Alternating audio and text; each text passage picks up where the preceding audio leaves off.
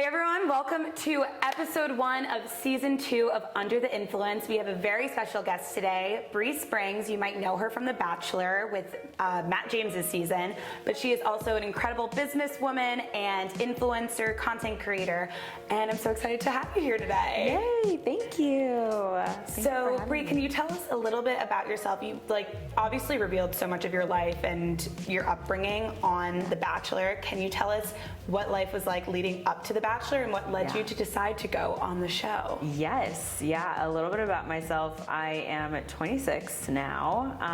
I was born and raised in Texas, but ever since I graduated high school, went to college, I've kind of been all over, had the opportunity to live in a lot of places. So I've been in California and I've been in New York for a year now. This exact time last year I just moved here. But yeah, life before The Bachelor was honestly great. And also maybe it was a little boring at the same time. I don't know what I was thinking.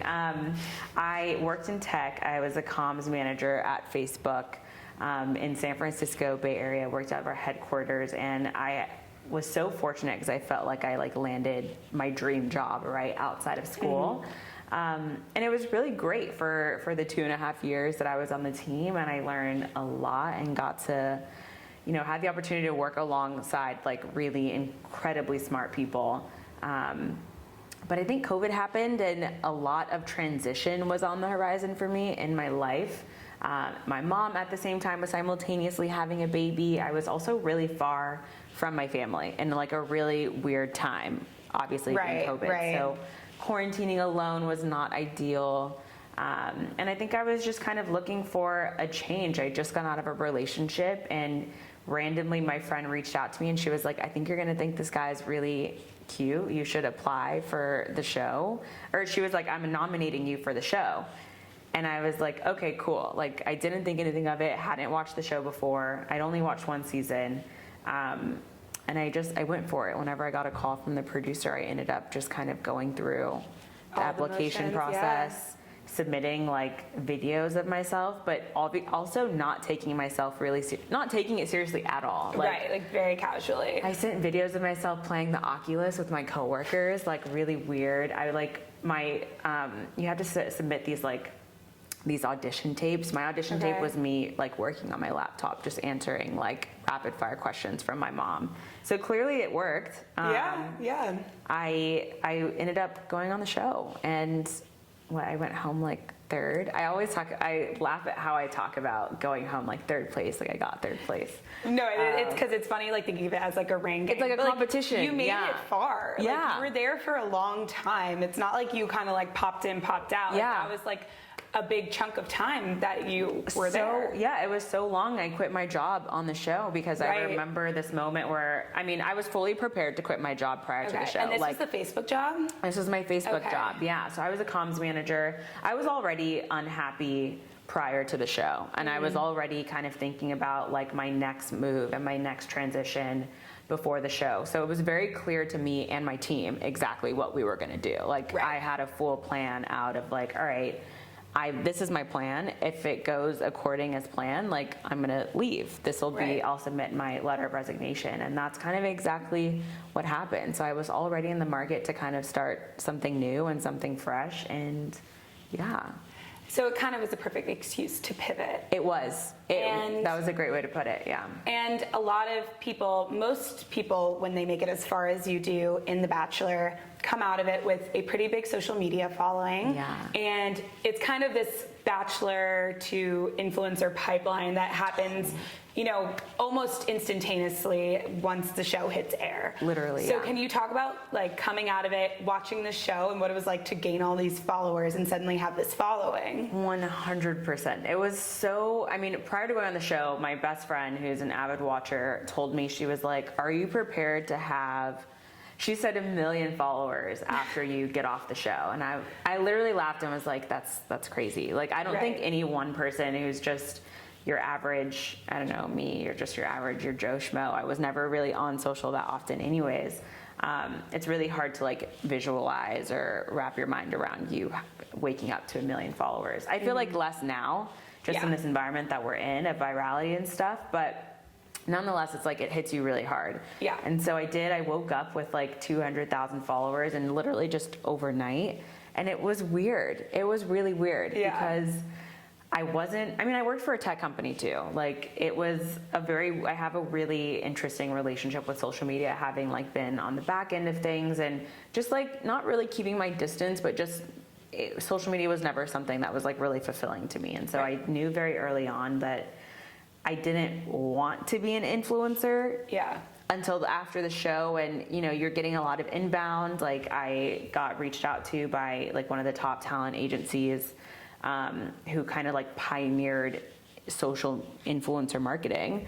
And I signed on with them, and I was like, let's see where this takes me, and let's see where this goes. Well, you're coming out of it without a job as well, so it's kind of like a perfect bridge to like while you're figuring it out, I'm sure. Totally. Coming out of it without a job, and everyone was like, people tell you like this is going to happen, but you don't really know exactly what that means. And of course, people might have an idea of like, wow, yeah, she's an influencer, she makes so much money, or this is how much money she made from this one brand deal. And I'm like, okay. But then actually, whenever you really see the offers of the brand deals, and you start it, like, because I also had like a weird like period where I couldn't do any brand deals just because of my contract. I think it's across the board now for everyone. Right. I was like, oh my God. Yeah, I was like, oh, you wow. mean like I'm gonna get paid this much money? Little old me. Yeah, little old me. And I was like, this is crazy. And it was a perfect storm, because I quit my job. I actually saved a lot of money, enough to like plan out, where I would be in 6 months from then, a year from then. But this was a really big boost for myself and for my life. And like in that year, just the last year, I made more money than I was making at Facebook. Yeah.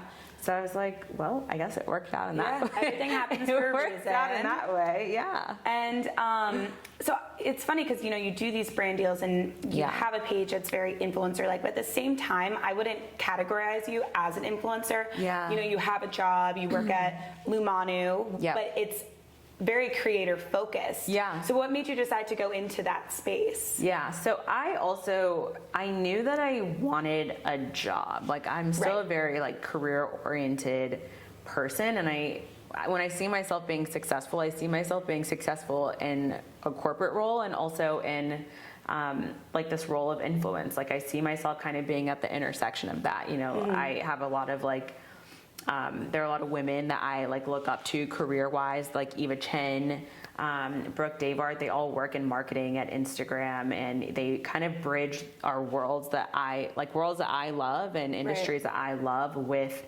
social media. And like that's kind of where I feel like I want to find myself. So I ended up landing a role in marketing at Lumanu, which is a creator startup, basically kind of empowering people and influencers, creators, freelancers to just run their business. So we're sitting on the edge of like fintech, but still really creator focused. And not everyone has the opportunity to like wake up to a following of 100,000 people or a million people. And not everyone has the opportunity to sign on with like talent agencies or have people who are like working with them and showing them the ropes. So I really found myself in like a nice, like in a really good intersection where I could continue to work and continue to be a creator, and also still kind of like help people who are trying to be creators in like their own right, and whatever that means for them. And the intersectionality is great, because then you're not living a double life, or you're trying to balance being an influencer, but you're working this job, because I think that's where like people have the most trouble when they're trying to do the influencing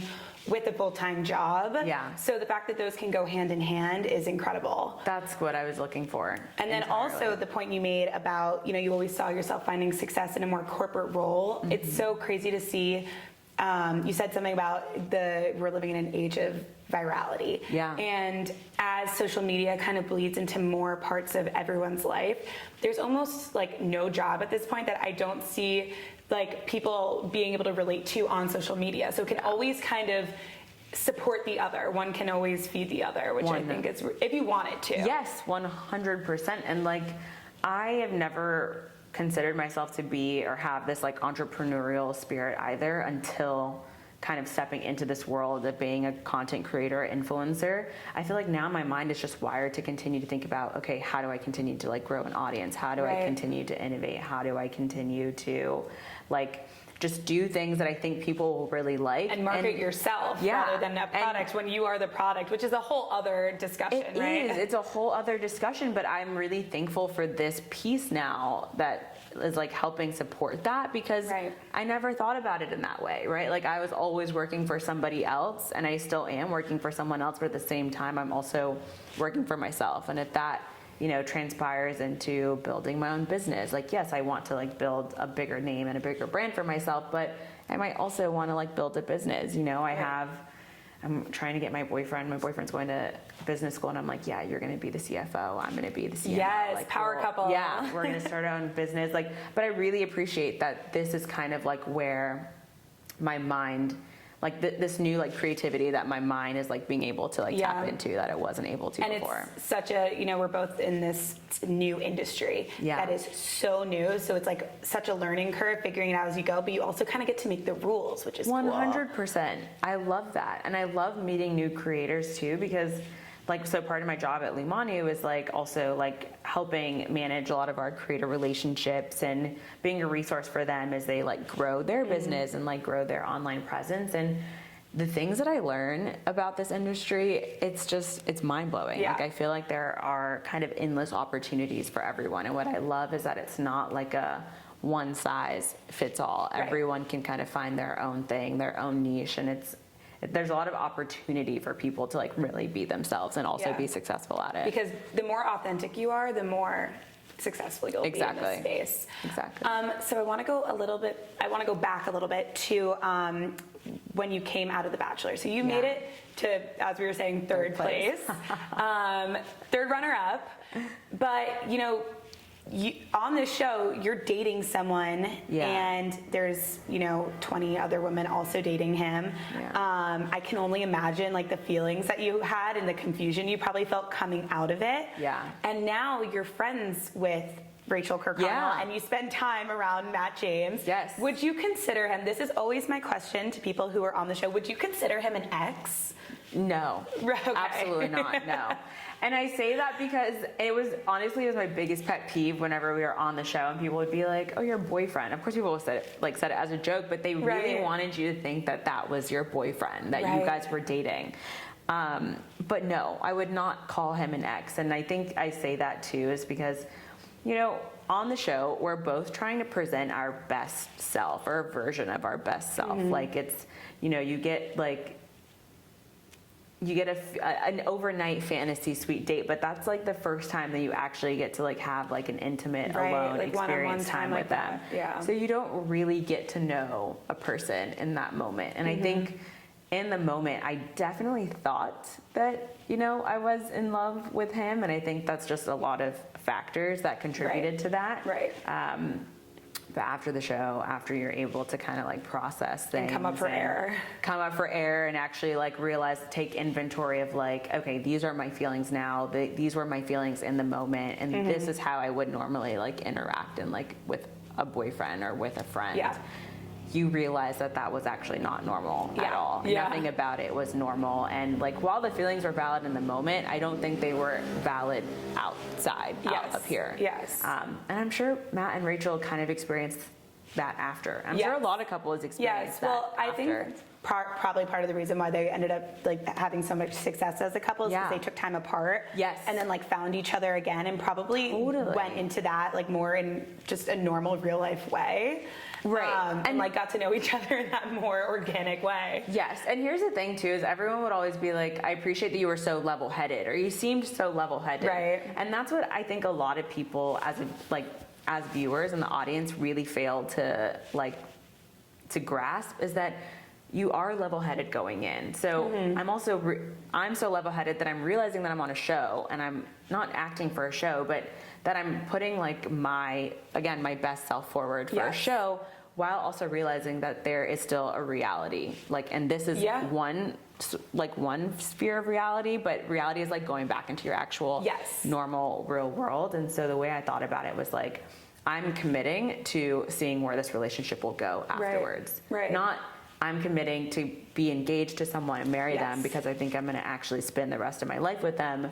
More of like, I'm committing to doing the show, hoping that this person will want to date me at the end, and Right. we take it from there. Right. Because I think the idea of an engagement on that show is like, it's like, okay, you're just agreeing to date. You know, it's Yeah. not like you're like agreeing to actually get married. It's like so loosely It's so, said. yeah, and it's really crazy to think that people actually, like, I remember my friends being like, did you actually think you were going to marry, or not my friends knew better, but people that I encountered be like, did you actually like think you were going to get engaged to him or get married to him? And I was like, well, listen, this is the thing, is like, my idea of engagement at the end of that show was very different than what I think as an audience an engagement is. Yeah, and what your idea of engagement now is. Totally. Especially being in a relationship now. Yes. And do people ask you all the time, like now that you're in a relationship, like about, I don't know, like the differences between this relationship and what they saw on TV?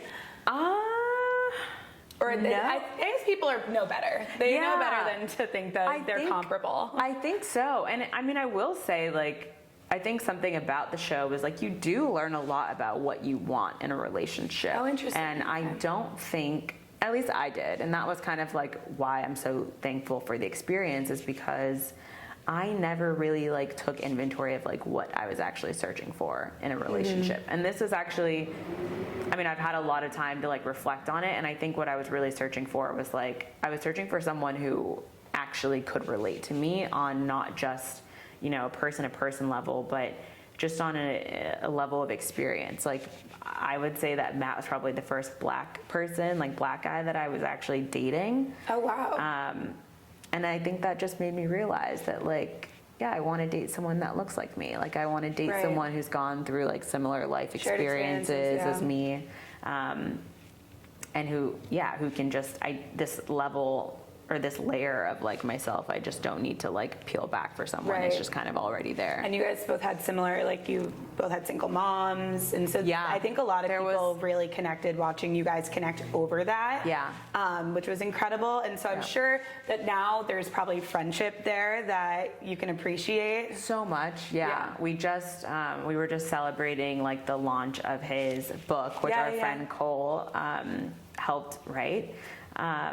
And saw him and Rachel, and that was like the first time where I really was like, because I've seen him several times since the show, because we have like one big friend group here. Right, the overlap is so funny to watch. Like as a person that knows, like watch that overlap happen. I was like, wait, the world is too small. Uncanny. It was so weird. Like he's someone you would know in the real world. Literally. Which is kind of crazy to think about too. Exactly. That like you'd end up on a show with all people, like someone that you would have probably met anyway. That I would have ended up meeting anyways. Yeah. Quite literally. So that was like really fun. But I would say that this last time that I saw him, it was really the first time where I felt like genuinely happy for him. Not that I wasn't happy for him before, but more of just like, I don't think I'd come to like peace. I don't think I came to peace with like the ending of everything and just my experience on the show. But that was for the first time where I was like, wow, we can embrace and be like really happy for each other and know that each one of us is like doing like our own thing separately and just very happy. Exactly. Yeah, that's amazing. I was at that party too.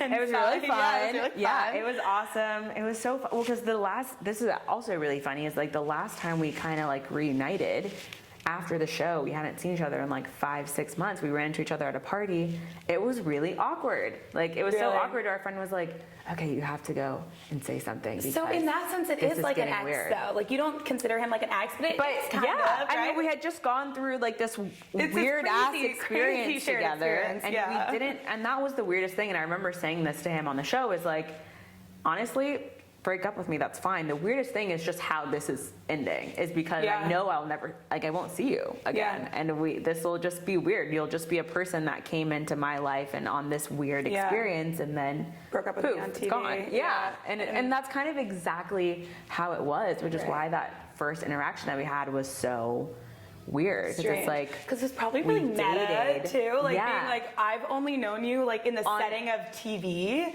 and now I'm seeing you just like outside the setting. Yeah, exactly. Yeah, so bizarre. So weird. It was weird. Yeah, weird like simulation. So do you have any regrets? Any regrets? No, I have no regrets. And that's why, I mean, even with work, I feel like I'm kind of exploring this whole new world that I might not have other pushed myself to explore beforehand. And I don't have any regrets on the show. I don't think I would recommend anyone to do it again, or I wouldn't do it again. But I am thankful for it in so many ways because it has really pushed my life forward in just a huge way that I never thought it would. I mean, in terms of my dating life, in terms of like my career and my financial success, and in terms of how I'm like viewed in the world. Like, it's kind of nice knowing that people know a lot about me. Yeah. Because I was my genuine self, you know, everything I said. It was really reassuring after the show whenever my best friend and coworker was like, you were exactly how you would be in person. Right, and I've noticed that too. Like, after meeting you, I think that's like something so comforting that you get to have, is that you put on a good version of yourself, because a lot of people come out of that experience not being able to say the same thing. Totally. So and that's tough. Yeah, that's tough. So you can at least be like satisfied with knowing that. 100%. And it definitely is like a weight lifted off me. So I'm like, wow, people actually, they know me, like my life story is out there. Like, this is who I am, and it's great. Yeah, it was well received. So what's next for Bri Springs? What's next? Yes, I don't know. I actually feel like I'm finally, like, I've caught my stride as a content creator, or I'm like finding my stride in a much healthier way. I think in the last the first 6 months that I was doing it, it felt like very overwhelming. I had no idea what I wanted to do. I did not really tap into networks or resources that had been available to me, but having joined Lumanu and actually getting the opportunity to work with creators, I don't feel afraid anymore to put myself out there, especially when it comes to how I can better myself and better my content and build up my presence in a way that I want to. Right.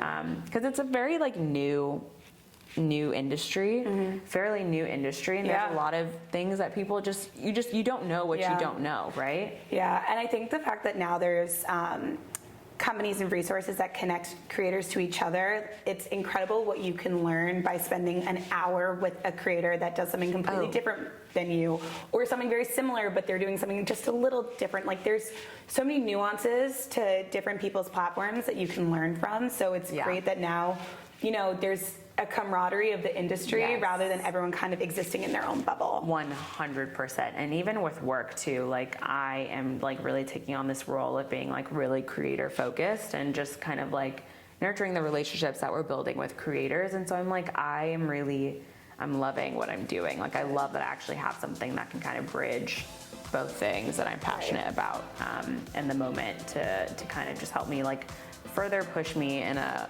forward, path on my career and my journey to being a content creator.